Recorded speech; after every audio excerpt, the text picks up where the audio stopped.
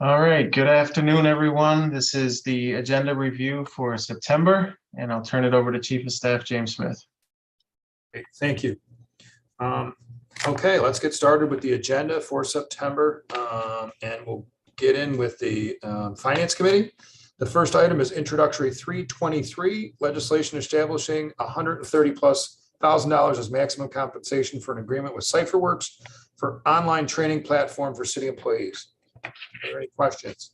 I got a question. Did we skip Introductory 322 or is that being held or something? 322 was reassigned to. Oh, okay. I missed that. I'm sorry. No, that's a good question. And you're also going to see, hopefully everyone has gotten them, but there are quite a few tweeners during this cycle. So you will see that there's quite a few in the packet. I'll try and call them out as we get to them, and that you may not have gotten all of them or had a chance to see all of them. So we'll call them out as we go. Can I ask, why was 322 moved? Yeah, I can jump in. And Mitch, I know you asked me that the other day and I forgot to respond. So 322 is mostly zoning and will impact neighborhood and business development at the highest level. I know it came in through the mayor's office, but legislatively, we felt strongly it was pretty much an NBD item. Okay.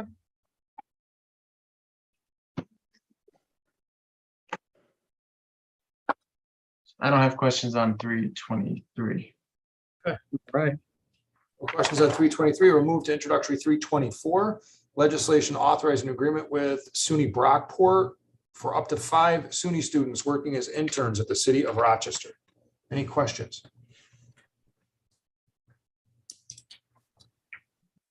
If not, we'll move to Introductory 325, which establishes $50,000 as compensation for an agreement with the Urban League of Rochester to oversee community implementation of race commission report recommendations. I'd like to just know if the county is chipping in any money as well. And actually, I have one additional question, but you can probably phrase that more formally than I just did, James. Yep. But the other question is, I hope I don't get this wrong, but I think Cedar Grove was the name of the consultant that there already is a contract with to do some of this work. I'd like some clarity on what Cedar Grove will be working on, what the Urban League will be working on, and how they will ultimately be providing us with progress reports together or not. I guess we're not together, but just that's the question. Got it. In addition to the question pertaining to the county, I know that the city school district was not necessarily part of the original planning, but wonder if there's any integration with RCSD on this initiative moving forward.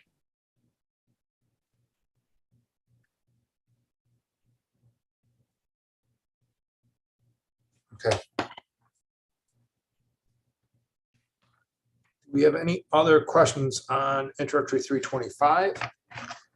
Hearing none, we'll go to Introductory 326, which is authorizing an amendatory professional services agreement for the law offices of Polano and Farrell. And this is to continue providing outside counsel conflict representation where there are conflicts of interest in the city law department. Are there any questions?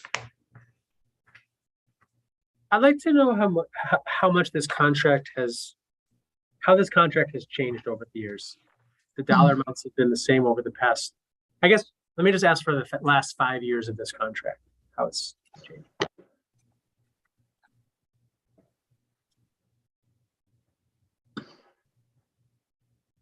Okay. There's nothing else related to 326. We'll go to 327, which is legislation authorizing an amendatory professional service agreement with Legal Med to provide expert witness services necessary to defend the city in lawsuits.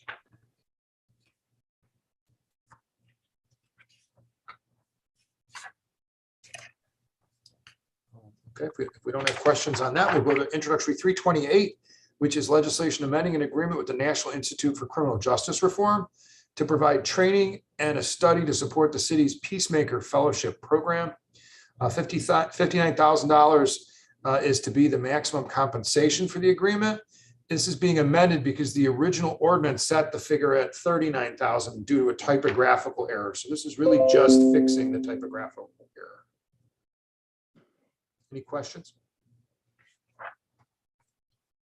Introductory 348 is a tweener, and that is legislation adopting a resolution to waive all civil service examination fees for a period of 13 months. This was a recommendation of the Race Commission, and data will be collected, at which point, after 13 months, this will be looked at to determine if it's. Can you put that tweener up on your screen?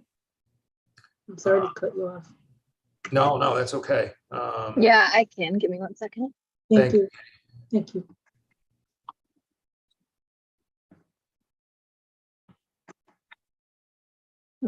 Hold on. I'm having an issue. I have it, Katie. Do you have it? Yeah, it just wasn't showing. Here we go. Thank you kindly. You're welcome. So again, this waives exam fees for 13 months. It's going to collect data and see if in fact this is effective at eliminating barriers to employment for marginalized communities. Can I ask what kind of data points will they be collecting, if they can share that with us? Yep.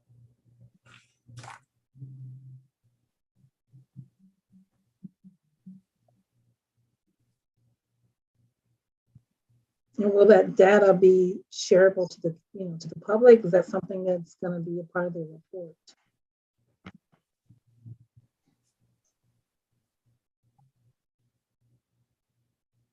Okay. Yeah, one additional question. Is this only for city residents? It might say it in here, but I'm not finding it.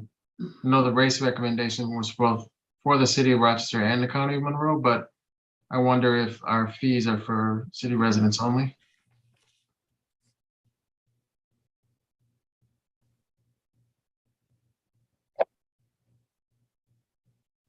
I think we'll find that out, but we'll also see if that's not the case, if it's possible to do that. James, I know that this is not related to, actually, we can't speak for the county, but does the Race Commission or the folks who's worked on this know if the county's going to do the same on their side? We can ask that question. Yes, please. That's a good question.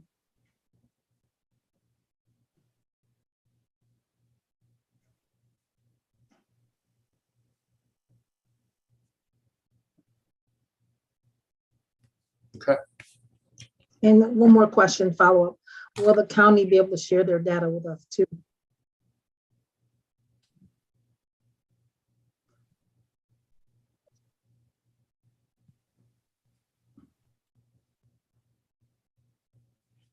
Okay. Thank you.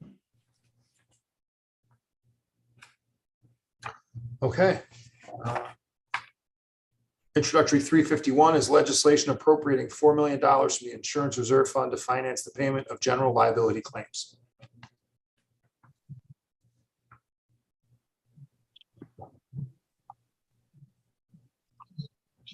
And this is a tweener as well, as Katie still has it on the screen. Any questions on 351? Nope. So that'll take us to 353, which is legislation establishing a special opioid compensation fund to collect and properly allocate funds that were awarded to the city.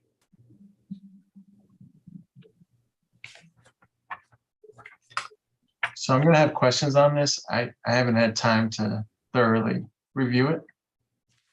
So I'll submit some additional questions in writing.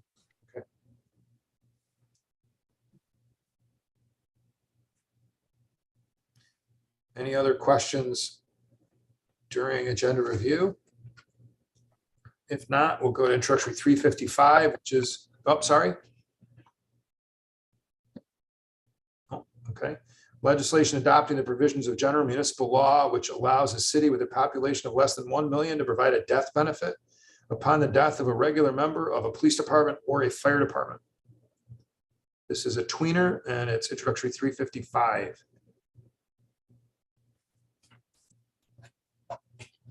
Why is this only being offered to police and fire?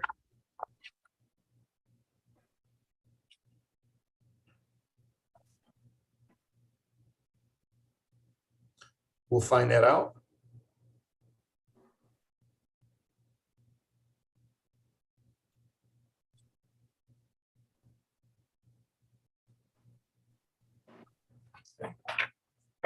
There's no more questions. We'll go to introductory 356, which is also a tweener. This is legislation amending the 21-22 budget to one, transfer a total of $8.3+ million from contingency to the police department and the fire department.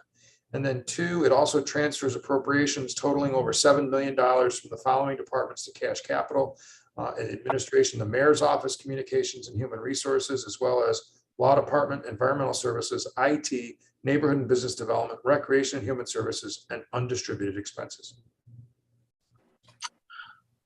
We'll just say that even though did not have a finance committee meeting this month, when this tweener came out, I did meet with the OMB director. So there's a lot packed into here. Obviously, people should ask the questions that they want to ask, but I'm going to sort of guide. I'm going to guide some Q&A about it during the committee meeting itself. So I'm going to reserve any questions for right now. Okay.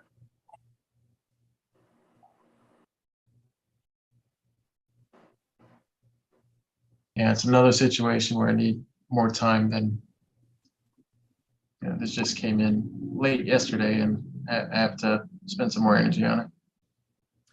And if memory serves, the year-end budget amendment does typically generate, a fair amount of questions, and it does have a lot going on within this one in particular. So if you do have any questions prior to the committee cycle, we'll be sure to get them forward to Joseanne.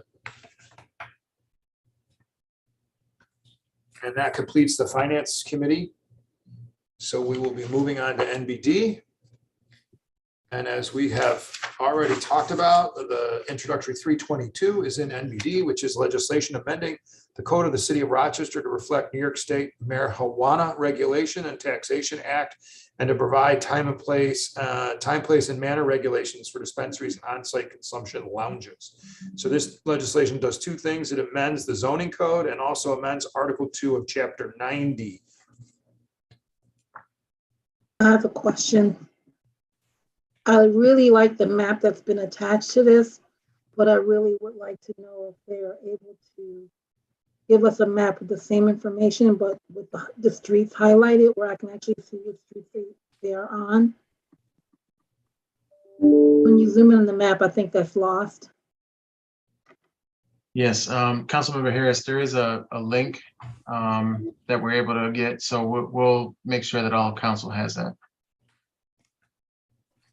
Thank you.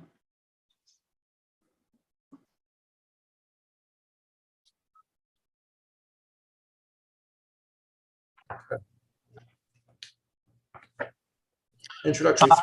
Yeah. Well, let me just add one thing, and Beth, feel free to help me out with this. But the supplemental resources page, Beth, do you want to describe your question there? You're on mute.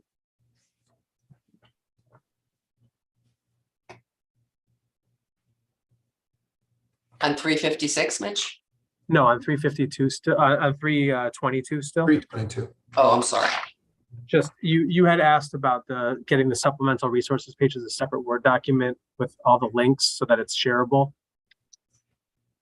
Do you Does that make sense, Joseanne? I think this is something we're likely to get a lot of questions on, and as a PDF document, it's not going to be. The links won't be shareable if we send the PDF document to anybody. The links won't be clickable. That's what I'm really trying to say. Yes, James, if you can just write this as a question outside of this, I can send it separately to you so you can send it to all of council with the links. Great, we'll do that. Okay.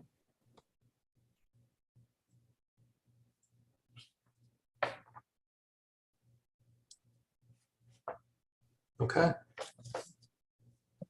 So that'll take us to introductory 329, legislation approving the sale of 3 properties to the adjoining owners. The properties are a vacant lot at 725R Harvard Street, a lot at 201 Orange Street, and also a lot at 98 Taylor Street.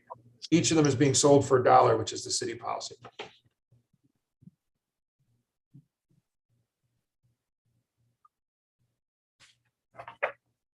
Okay. Introductory 330, legislation authorizing a lease agreement between the city of Rochester and Rochester Colonial Manufacturing. The city will lease approximately 3,100 square feet of space located on the interior of 1099 J Street, also known as Water Tower Park.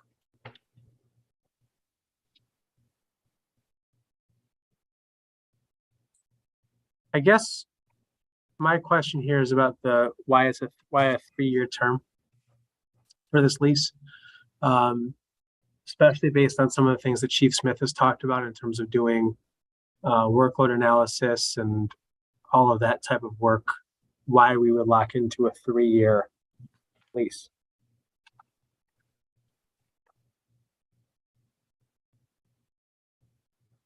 Okay. We'll get an answer to that.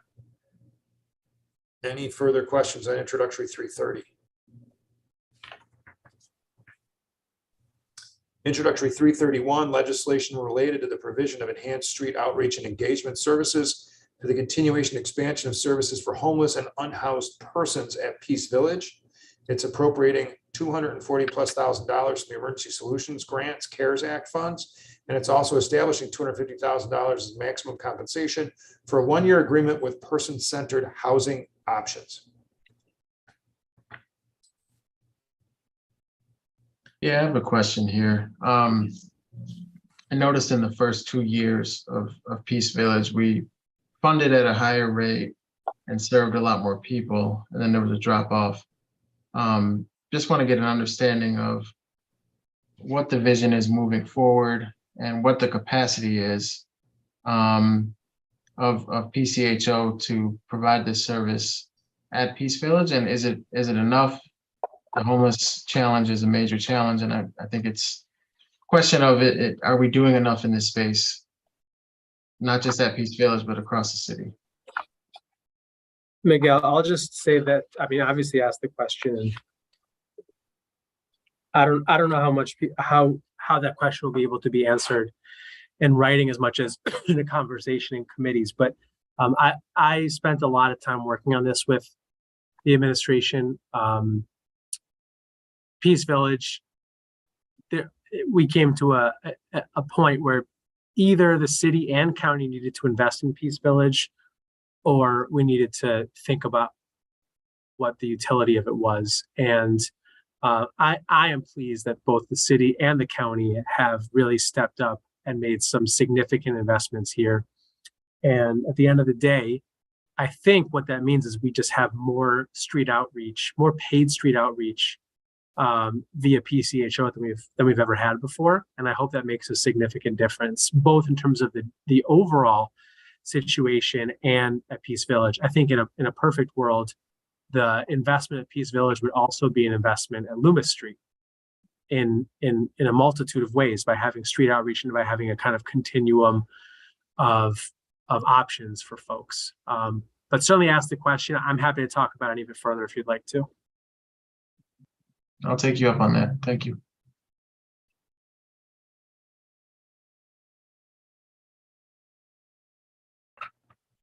Okay, introductory 332, legislation confirming the appointment of 2 full-time members of the Zoning Board of Appeals. They are Janine Miller and Heath P.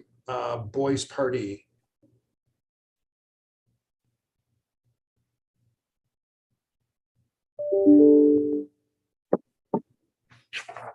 No questions on that. Introductory 333 is another, this time appointments to the City Planning Commission.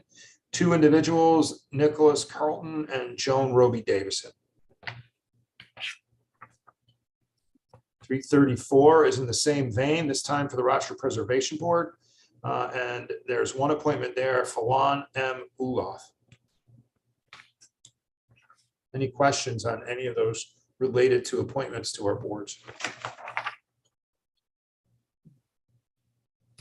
If not, the next item is a tweener. That's introductory 349. Legislation relating to the Rochester Riverway Downtown East Initiative authorizes an application to Empire State Development and a subsequent grant disbursement agreement with New York State Urban Development Corporation, better known as ESD, a grant totaling up to $5 million to help fund this project.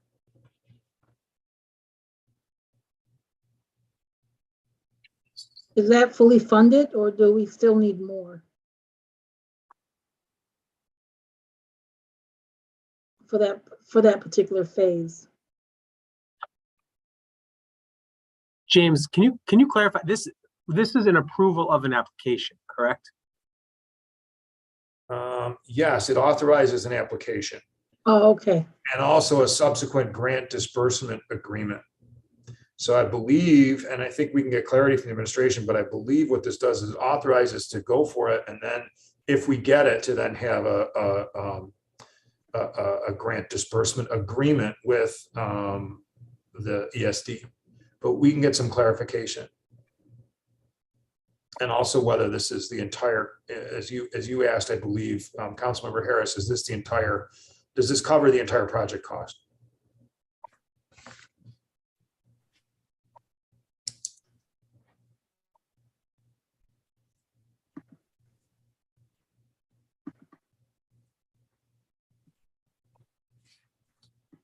Okay. The next item is also a tweener. That's legislation endorsing a grant application by the County of Monroe for up to $2 million to support the Tent City Revitalization Project, which is related, of course, to the Tent City building, which is at 280 and 286 Lyle Avenue. Thank God.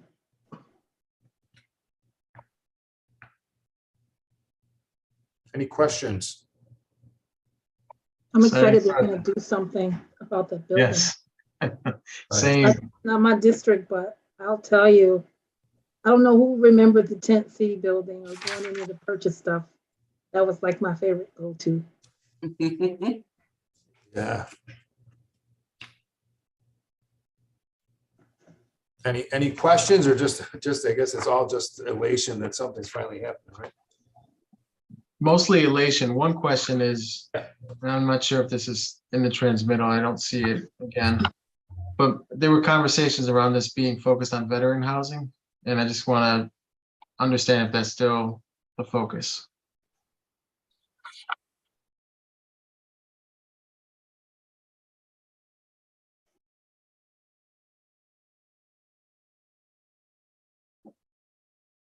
Okay.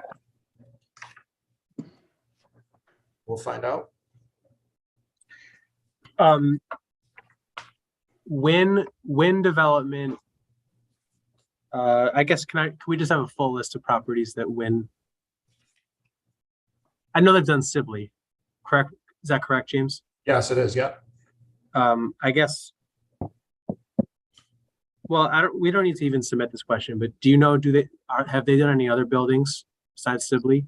It's funny, as you started asking this question, I was starting to think that, and I can't say any off the top of my head, Mitch, but we can find out. I mean, I suppose that Sibley was probably just as challenging of a building as this one. You don't need to ask that question. I'm good. Thank you. Okay. Yeah, with the size of the square footage of Sibley building, I mean, it's it makes Tent City to look tiny. I mean, I think that was 1 million square feet. Can you ask about the level of cleanup, the level of cleanup in terms of the brownfield site? Yep.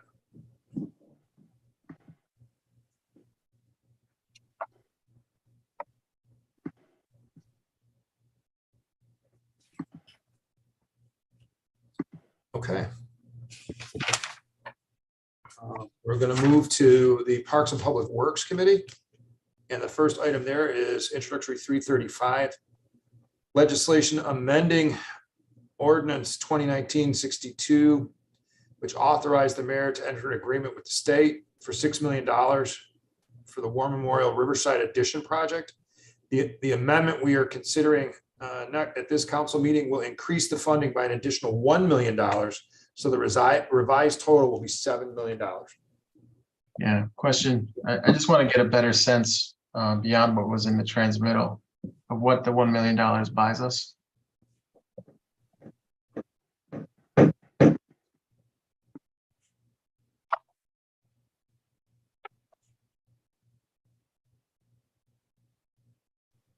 We'll get clarification on that.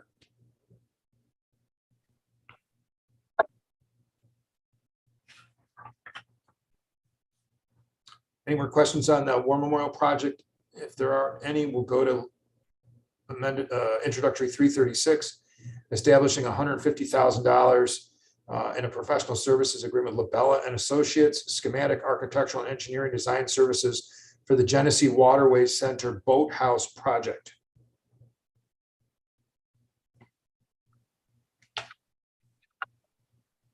So design for the Boathouse Project. Any questions on that? Okay, then that takes us to introductory 337, which is legislation related to Charles Carroll Plaza, the Genesee Crossroads Parking Garage Roof Slab Reconstruction Project. This authorizes the receipt and use of $220,000 from RG&E. It also amends section 5 of ordinance 2021-294 to change the funding.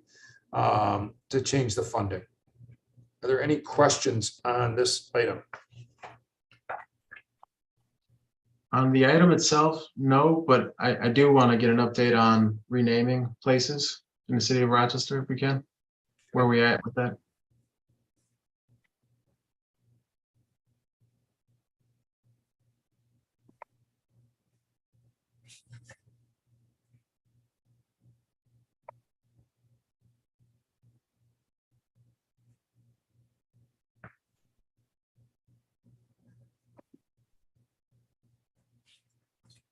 If there's no other questions, then we'll move to the next item, which is in the Public Safety Committee.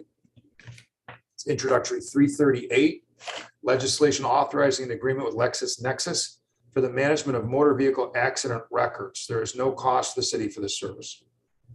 I got a question. Would this new service kind of speed up the process of getting a police report? Because right now, currently, people wait weeks before they can get one. I'm not sure. We'll find out.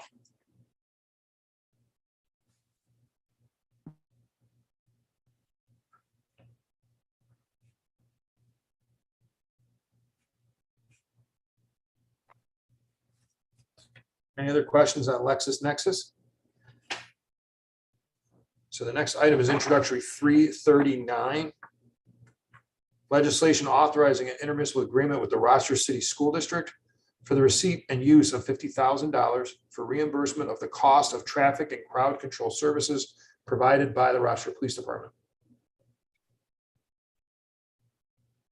Any questions?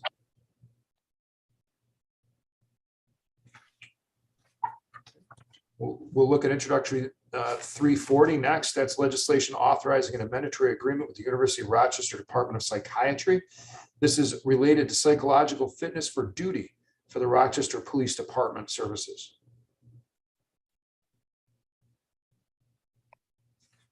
Can you ask for details about the increase in cost? I did ask that in the public safety chair meeting, and the response I got was more or less that there's a higher utilization now amongst officers, and so that increased the expenses. And they attributed it in part to the officer wellness program. That's a great thing. James, if you can find a way to ask the question so that they can potentially share any data around that, that would be nice too. Absolutely, yep. And I'm sorry, I actually did have a question on 339 when you get a chance. Yep, let's go back to 339. I'm curious about crossing guards. My recollection is that last year there was a shortage of crossing guards. And I believe crossing guards for the district are in come out of the RPD budget. So can we just get an update on if crossing guard positions are filled, if there are vacancies, and if we feel like we have adequate coverage of crossing guards for the beginning of the school year?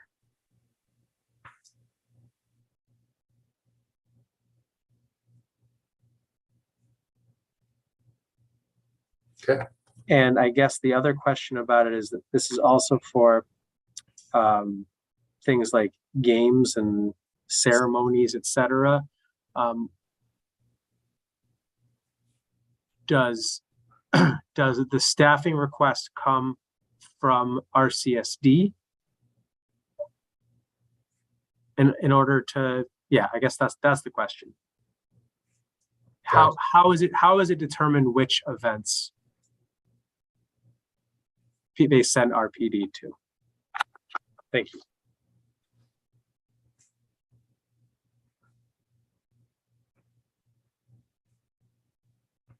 Okay.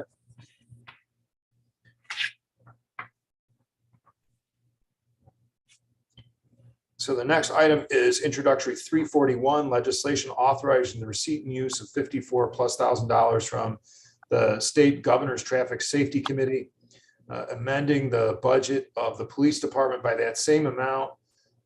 This is for traffic enforcement details that focus on 4 roadway corridors. The corridors are Dewey Avenue from Driving Park to Bennington, Lake Avenue from Lyle Avenue to Denise, Lyle Avenue from Mount Reed to State Street, and North Clinton Avenue from Upper Falls to Norton Street.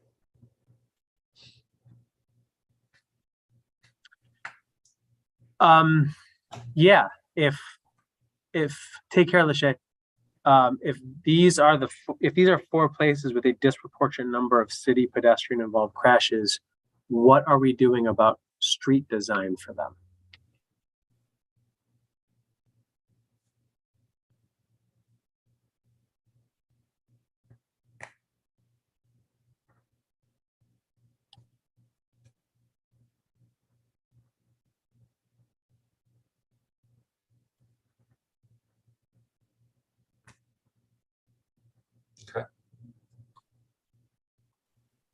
Okay. Any other questions on introductory 341?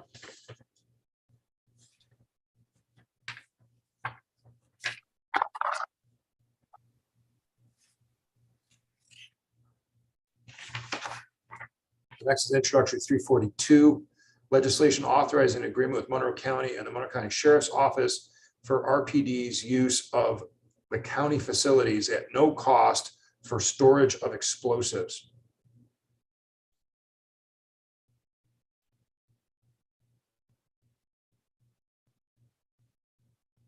Any questions on introductory 342? If not, we'll go to introductory 352. This is a tweener. It's legislation related to the replacement of the Rochester Police Department's body-worn cameras and implementation of a DEMS system, which is Digital Evidence Management System. So this legislation does 3 things. It authorized the issuance of $2+ million in bonds. It appropriates the receipt and use of $500,000 from federal forfeiture funds. And then it authorizes an agreement with Insight Public Sector Incorporated for the provision of new body-worn camera equipment and design and implementation of a new DEMS system. Any questions on body-worn camera legislation?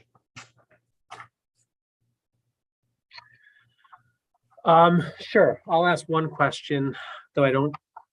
James, you might maybe want to help me think about how to frame it. Sure.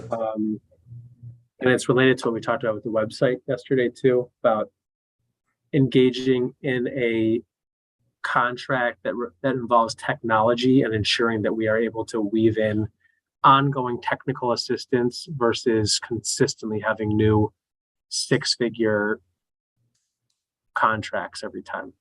Right. So I didn't just list you a question, but I'm hoping that it's something. I totally understand, kind of does this just set us up to have to enter in many contracts continually for more tech services, or is there some provision under this contract to continue providing us with ongoing tech support? I think is kind of where you're headed. Yes. Well, yeah, latching onto that question, I just wonder in the future if we're always going to see a $3 to $4 million or more contract every 5 years, or is this something that we anticipate we'd come up with a permanent solution for? It's kind of the same question, but it's a concern too.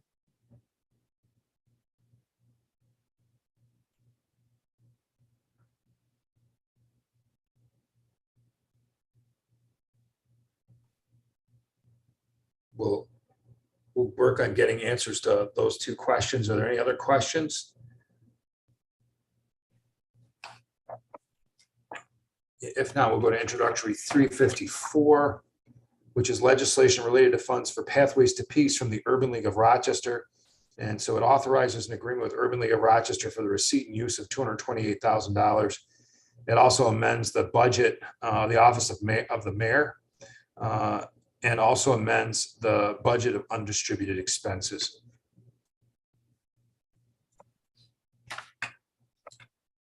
Any questions on the agreement with Urban League? This is a tweener as well. Yeah, I don't, so we are receiving, so they received a grant and they're gonna pay $228,000 over 3 years to the city to utilize Pathways staff. Is that your understanding too? Yes, I believe it's to make a part-time person full-time. Possibly more than one. Well, that would be nice to be stated more explicitly, right? The language is a bit vague. I kind of thought as I read through it, yeah. Miguel, do you want to? Yeah, I mean, how do you want to? I guess I want them to tighten up the language and be more explicit, but I don't know exactly how you'd like to frame that question. well, I think that is the question. What exactly will these resources mean to the city of Rochester? How will they be implemented?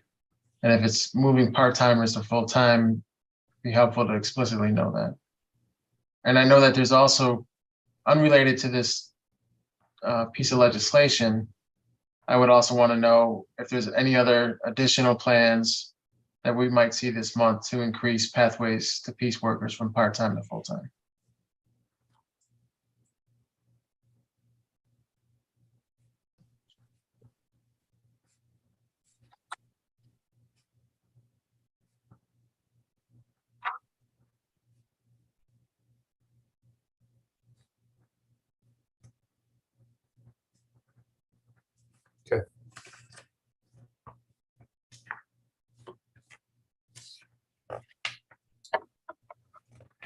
So with that, that's the end of the public safety committee. It takes us to the Recreation and Human Services Committee. The first introductory there is 343, legislation related to the Drum Corps Associates World Championship to be held at Rochester Community Sports Complex. So this authorizes an agreement with Greater Rochester Visitors Association for receipt and use of $18,000+ to support this event. The event is being held, in fact, September 2nd to 4th. So that starts tomorrow. And it amends the budget of the Department of Recreation and Human Services by that amount to reflect this sponsorship.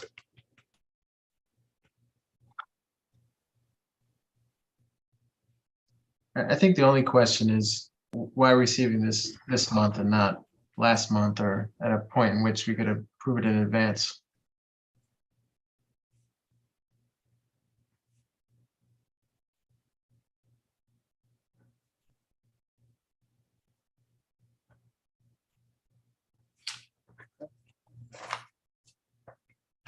Any other questions? The next introductory is 344. It's legislation establishing $16,000 as compensation for an agreement with Mitchell Harris doing business as Hoop and Holla to provide NCAA compliance and academic monitoring and support, sports IQ training, and athletic skill development for city youth at the community sports complex. Any questions?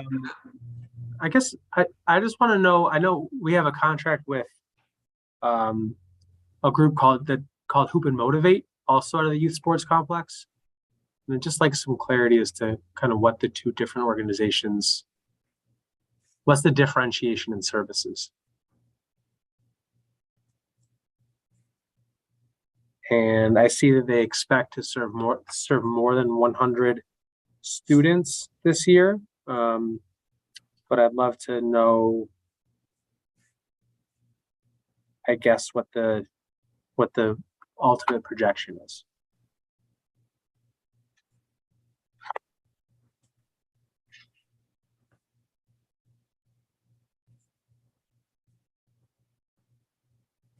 Okay.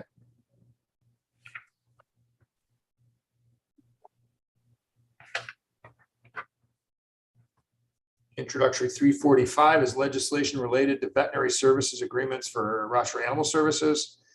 This legislation authorizes $20,000 as compensation for an agreement with Dr. Andrew Newmark, Doctor of Veterinary Medicine. It also authorizes $4,000 for an agreement with Pathway Vet Alliance Animal Emergency Services. Any questions? Did the city fill, we were hiring for a veterinarian in animal services a few months ago. I just like an update if we filled that position.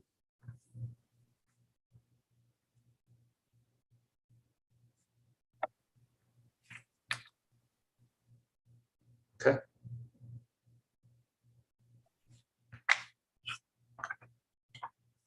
We will find that out. And we'll now look at Introductory 346, legislation authorizing an agreement with the County of Monroe in regards to Flower City Public Health Corps. This agreement will allow 2 Flower City Public Health Corps members to serve in the Monroe County Department of Public Health.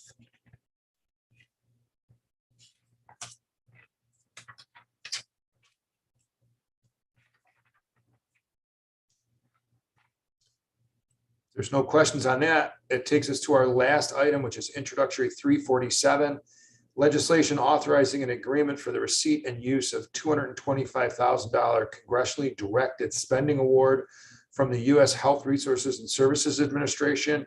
This is for an emergency response outreach mobile unit in Dries.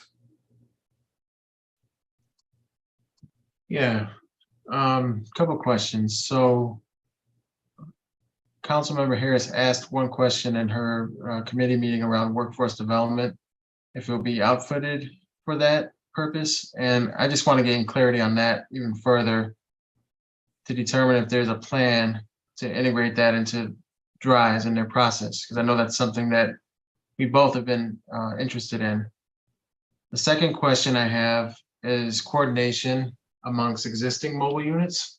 And is there any collaboration with the hospital systems and the federally qualified health centers on this crisis intervention services unit?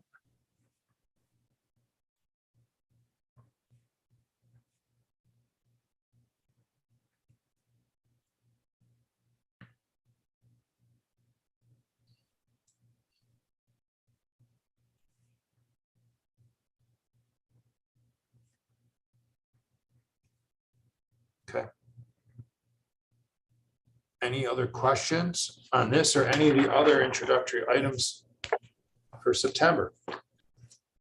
I might have more questions on 347, but I'm gonna let it go for now and see what kind of responses we get from what Miguel just asked. Okay. Thanks, everyone. Thanks, everyone. You're welcome. Thank you, everybody. Good night. Bye-bye. Good night.